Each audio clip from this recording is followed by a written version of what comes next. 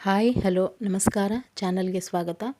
Subscribe ಮಾಡಿ support ಮಾಡಿ ಅಂತ ಹೇಳ್ತಾ ಇವತ್ತಿನ ವಿಡಿಯೋದಲ್ಲಿ ಭಕ್ತಿ ಮತ್ತು ತಂತ್ರ ಎರಡರ ನಿಜ ಅರ್ಥ ಏನು ಅಂತ ತಿಳ್ಕೊಳ್ಳೋಣ. ನೀವು ಆ ತಾಯಿ ಲಲಿತಾಂಬಿಕೆಯನ್ನು ತಾಯಿಯಾಗಿ ನೋಡ್ತೀರಾ ಅಥವಾ ಶಕ್ತಿಯಾಗಿ ಅರಿತಿದ್ದೀರಾ? ಭಕ್ತಿ ಮಾಡ್ತಾಯಿದ್ರು ಜೀವನ ಯಾಕೆ ಸ್ಟಕ್ ಆಗಿದೆ?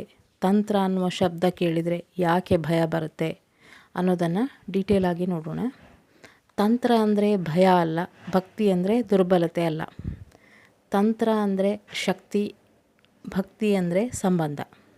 ತಾಯಿಯನ್ನು ಪ್ರೀತಿಸುವುದೇ ಭಕ್ತಿ, ತಾಯಿಯ ಶಕ್ತಿಯನ್ನು ನಂಬುವುದೇ ತಂತ್ರ. ಭಕ್ತಿ ಮಾರ್ಗ ಎಂದರೆ ಪ್ರೇಮ, ಶ್ರದ್ಧೆ ಮತ್ತು ಸಂಪೂರ್ಣ ಶರಣಾಗತಿ. ಇಲ್ಲಿ ದೇವಿಯನ್ನು ತಾಯಿಯಾಗಿ ಪೂಜಿಸಲಾಗುತ್ತೆ. ನಿಯಮಗಳು ಸರಳ, ತಪ್ಪು ಆದರೂ ದೇವಿ ಕ್ಷಮಿಸ್ತಾಳೆ. ಮನಸ್ಸು ಬಲಹೀನವಾಗಿದ್ದರೂ ಭಯ ಇದ್ದರೂ ಈ ಮಾರ್ಗ ಸುರಕ್ಷಿತ. ಗೃಹಸ್ಥರು, ಬಿಗಿನರ್ಸು, ಸಾಮಾನ್ಯ ಜನರಿಗೆ ಇದು ಸೂಕ್ತ.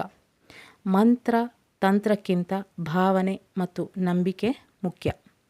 ಮಂತ್ರ ಆ ತಾಯಿ ಅಖಿಲಾಂಡ ಕೋಟಿ ಬ್ರಹ್ಮಾಂಡ ನಾಯಕಿಗೆ, ಭಕ್ತಿ ಮಾರ್ಗದಲ್ಲಿ ಅಮ್ಮ ನೀನೇ ಎಲ್ಲ ಅನ್ನುವ ಭಾವನೆ ಮುಖ್ಯ ಮತ್ತು ನಂಬಿಕೆ ಕೂಡ ಮುಖ್ಯ. ಅನ್ಯಥಾ ಶರಣಂ ನಾಸ್ತಿ ತ್ವಮೇವ ಶರಣಂ ಮಮ ಅನ್ನುವ ಶರಣಾಗತಿ ಇರಬೇಕು.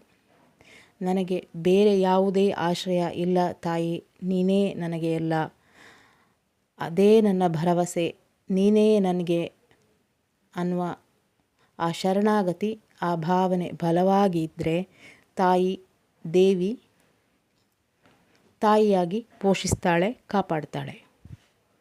ಇನ್ನು ಭಕ್ತಿ ಅಂದರೆ ಮಂತ್ರದ ಎಣಿಕೆ ಅಲ್ಲ, ಪೂಜೆಯ ವಿಧಿ ಅಲ್ಲ, ದೇವಿಯ ಜೊತೆಗಿನ ಜೀವಂತ ಸಂಬಂಧ. ಭಕ್ತಿಯಲ್ಲಿ ದೇವಿ ಅಮ್ಮ, ತಪ್ಪಾದರೂ ಕ್ಷಮಿಸುವ ತಾಯಿ ಆಕೆ. ಅಳುತ್ತಾ ಇದ್ದರೆ ಮಡಿಲಿಗೆ ಎತ್ತಿಕೊಳ್ಳುವ ಶಕ್ತಿ, ಭಯ ಬಿದ್ದರೆ ನಾನಿದ್ದೇನೆ ಅನ್ನುವ ಭರವಸೆ. ಭಕ್ತಿಯಲ್ಲಿ ದೇವಿ ಕೇಳೋದು ಒಂದೇ, ನೀನು ನನ್ನವಳ, ನೀನು ನನ್ನವನ. ಇಲ್ಲಿ ವಿದ್ಯೆ ಇರಬಹುದು, ಇಲ್ಲದಿರ್ಬೋದು, ಶಿಸ್ತು ಇರಬಹುದು, ಇಲ್ಲದಿರ್ಬೋದು, ಆದರೆ ಹೃದಯ ಇರಲೇಬೇಕು ಭಕ್ತಿ ಮಾರ್ಗದಲ್ಲಿ. ಇನ್ನು ತಂತ್ರ ಅನ್ನೋದು ಏನು ಅಂತ ನೋಡೋದಾದರೆ, ತಂತ್ರ ಸಾಧನೆ ಶಕ್ತಿ, ಶಿಸ್ತು ಮತ್ತು ನಿಯಮ ಆಧಾರಿತ ಮಾರ್ಗ. ದೇವಿಯನ್ನು ಶಕ್ತಿ ಸ್ವರೂಪಿಣಿಯಾಗಿ ಪೂಜಿಸುವುದು.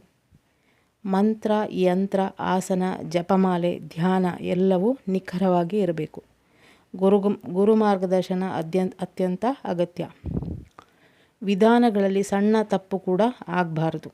ತಂತ್ರ ಸಾಧನೆಗೆ ಬೇಕಾದ ಅರ್ಹತೆ ಭಯರಹಿತ ಮನಸ್ಸು, ಮಾನಸಿಕ ಸ್ಥಿರತೆ, ಆತ್ಮವಿಶ್ವಾಸ, ಇಂದ್ರಿಯ ನಿಯಂತ್ರಣ, ಬ್ರಹ್ಮಚರ್ಯ ಮತ್ತು ಕಠಿಣ ಶಿಸ್ತಿನ ಪಾಲನೆ. ಇದು ಆಧ್ಯಾತ್ಮದ ಜರ್ನಿಯಲ್ಲಿ ಅಡ್ಡಿಯನ್ನು ನೇರವಾಗಿ ಶಕ್ತಿಯಿಂದ ಮುರಿಯುವ ಮಾರ್ಗ. ತಂತ್ರ ದೇವಿಯ ಶಕ್ತಿಯನ್ನು ಅರಿಯುವ ವಿಜ್ಞಾನ.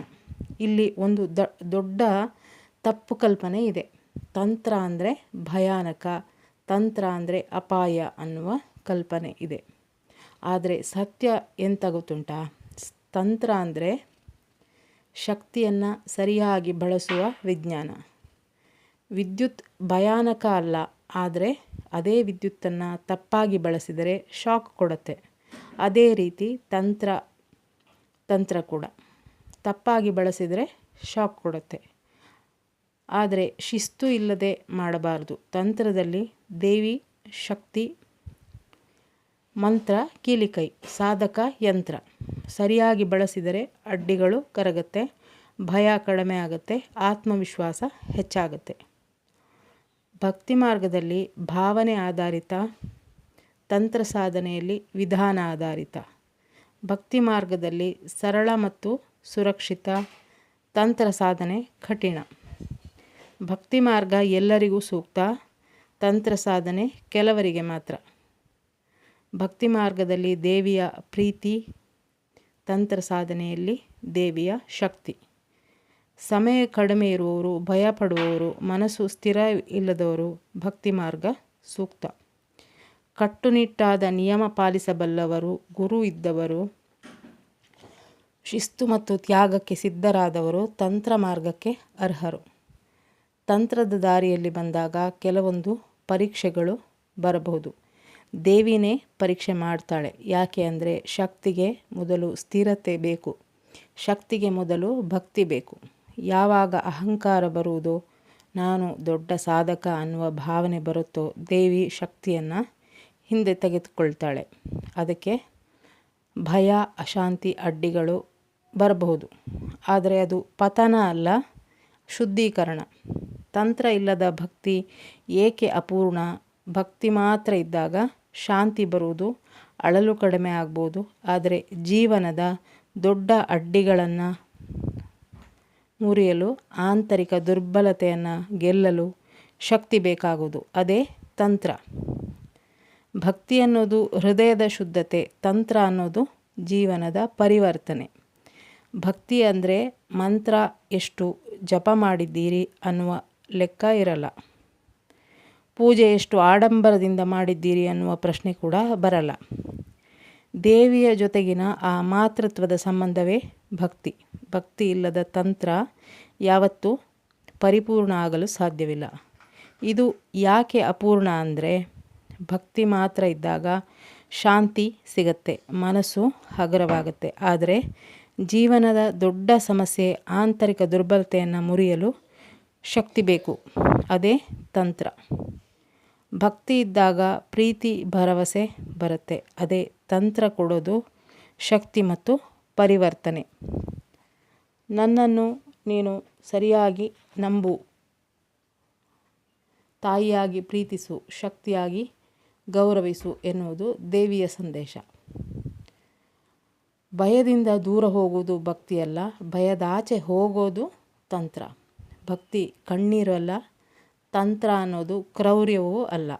ತಪ್ಪಾದ ತಂತ್ರ ಸಾಧನೆಯಿಂದ ಕೆಲವೊಂದು ಸಮಸ್ಯೆಗಳು ಎದುರಾಗಬಹುದು. ಗುರು ಇಲ್ಲದೆ ಅಥವಾ ಅರ್ಹತೆ ಇಲ್ಲದೆ ತಂತ್ರ ಆರಂಭಿಸಿದಾಗ ಭಯ, ಅಶಾಂತಿ, ಮನಸ್ಸಿನ ಅಸ್ಥಿರತೆ, ಪೂಜೆಯಲ್ಲಿ ಅಡ್ಡಿ, ಕುಟುಂಬದಲ್ಲಿ ಕಲಹ. ಇದಕ್ಕೆ ಕಾರಣ ದುಷ್ಟಶಕ್ತಿಯಲ್ಲ, ಅಸಮತೋಲನವಾದ ಶಕ್ತಿ. ಸೊ ಹೀಗೆ ಭಕ್ತಿ ಇಲ್ಲದ ತಂತ್ರ ಅಪಾಯ. ತಂತ್ರ ಇಲ್ಲದೆ ಭಕ್ತಿ ಅಪೂರ್ಣ. ಹೃದಯದಲ್ಲಿ ಭಕ್ತಿ, ಜೀವನದಲ್ಲಿ ಶಿಸ್ತು ಮತ್ತು ವಿಧಾನ. ಈ ಸಮತೋಲನದಿಂದ ದೇವಿಯ ಕರುಣೆ ಕೂಡ ಸಿಗತ್ತೆ, ದೇವಿಯ ಶಕ್ತಿ ಕೂಡ ಸಿಗತ್ತೆ. ಇದು ಅತ್ಯಂತ ಸುರಕ್ಷಿತ ಮತ್ತು ಪರಿಣಾಮಕಾರಿ ಸಾಧನಾ ಮಾರ್ಗ. ಭಯ, ಕುಟುಂಬ, ಜವಾಬ್ದಾರಿ, ಮನಸ್ಸಿನ ದುರ್ಬಲತೆ ಇದ್ದರೆ ಭಕ್ತಿ ಮಾತ್ರ ಒಳ್ಳೆಯದು. ಶಿಸ್ತು, ಸಮಯ, ಗುರು ನಿಯಂತ್ರಣ ಇದ್ದರೆ ತಂತ್ರ. ದೇವಿಯ ಪ್ರೀತಿಯೂ ಬೇಕು, ಶಕ್ತಿಯೂ ಬೇಕು. ಅಂದರೆ ಭಕ್ತಿ ಮತ್ತು ತಂತ್ರ ಸಮತೋಲನ. ಮೊದಲು ಭಕ್ತಿಯಿಂದ ತಾಯಿಯ ಹೃದಯ ಗೆಲ್ಲುವುದರಿಂದ ಆಕೆಯ ಪ್ರೀತಿ ಮತ್ತು ರಕ್ಷಣೆಯ ಕವಚ ದೊರೆಯುತ್ತೆ. ಜೊತೆಗೆ ಶಕ್ತಿಯ ಅರ್ಹತೆ ತಾನಾಗೆ ಕಲ್ಪಿಸ್ತಾಳೆ ಆಕೆನೇ. ಇನ್ನು ತಂತ್ರದ ಪಾತಿಗೆ ಯಾರು ಬರಬೇಕು ಅನ್ನೋದು ದೇವಿಯ ಇಚ್ಛೆ. ನನಗೆ ತಂತ್ರ ಇಷ್ಟ, ನನಗೆ ಭಕ್ತಿ ಇಷ್ಟ ಅಂತ ನಾವು ಸಾಮಾನ್ಯವಾಗಿ ಹೇಳ್ಕೊಬೋದು ಅಷ್ಟೇ. ಆದರೆ ತಂತ್ರ ಆಗಲಿ ಭಕ್ತಿ ಆಗಲಿ ಆಕೆಯ ಇಚ್ಛೆ. ಅದು ತಂತ್ರ ಆಯ್ಕೆಯಲ್ಲ, ಆಹ್ವಾನ. ತಂತ್ರವನ್ನು ಯಾರು ಬಲವಂತವಾಗಿ ಹಿಡಿಯಲ್ಲ. ದೇವಿಯೇ ಒಳಗಿಂದ ಕರೆ ಕೊಟ್ಟಾಗ ಮಾತ್ರ ತಂತ್ರ ಆರಂಭವಾಗುವುದು. ಕುತೂಹಲಕ್ಕಾಗಿ ಸಿಗುವ ವಿದ್ಯೆಯಲ್ಲ ಇದು. ಮನಸ್ಸು ಪಕ್ವವಾದಾಗಲೇ ಆ ದಾರಿಯನ್ನು ಆಕೆ ತೆರೆಯುತ್ತಾಳೆ. ಶಕ್ತಿ ಕೊಡುವ ಮೊದಲು ದೇವಿ ನೋಡೋದು ಮನಸ್ಸು ಸ್ಥಿರವೇ ಅಥವಾ ಭಯದಾಚೆ ಹೋಗಬಹುದೇ ಇವರು ಅನ್ನೋದು. ನಾನು ಮಾಡ್ತೀನಿ ಅನ್ನುವ ಭಾವ ಬಂದರೆ ಆಗಲ್ಲ, ಆಕೆ ಮಾಡಿಸ್ತಾ ಇದ್ದಾಳೆ ಅನ್ನುವ ಭಾವ ಬಂದರೆ ಆಗತ್ತೆ. ಭಕ್ತಿ ಇಲ್ಲದೆ ತಂತ್ರ ಮಾಡಲು ದೇವಿ ಬಿಡಲ್ಲ. ಮೊದಲು ಹೃದಯದಿಂದ ಶರಣಾಗತಿ, ನಂತರ ಶಕ್ತಿಯ ಆಗಮನ. ನಿಜವಾದ ತಂತ್ರ ಹಾಗೂ ಆಕೆಯಲ್ಲಿ ನಿಮ್ಮ ಭಕ್ತಿ, ಪ್ರೀತಿ, ಆಸಕ್ತಿ ಜಾಸ್ತಿ ಆದಾಗ ಸರಿಯಾದ ಗುರುವನ್ನು ದೇವಿಯೇ ಕರುಣಿಸ್ತಾಳೆ. ಅದು ಸಂಯೋಗ ಅಲ್ಲ, ಅನುಗ್ರಹ. ಜೀವನ ಸಿದ್ಧವಾದಾಗ ದಾರಿ ತೆರೆಯುವುದು. ತಂತ್ರದ ದಾರಿಯಲ್ಲಿ ಬರುವ ಅಡ್ಡಿಗಳು ದೇವಿಯ ಅರ್ಹತಾ ಪರೀಕ್ಷೆ. ಅದು ಶಿಕ್ಷೆಯಲ್ಲ.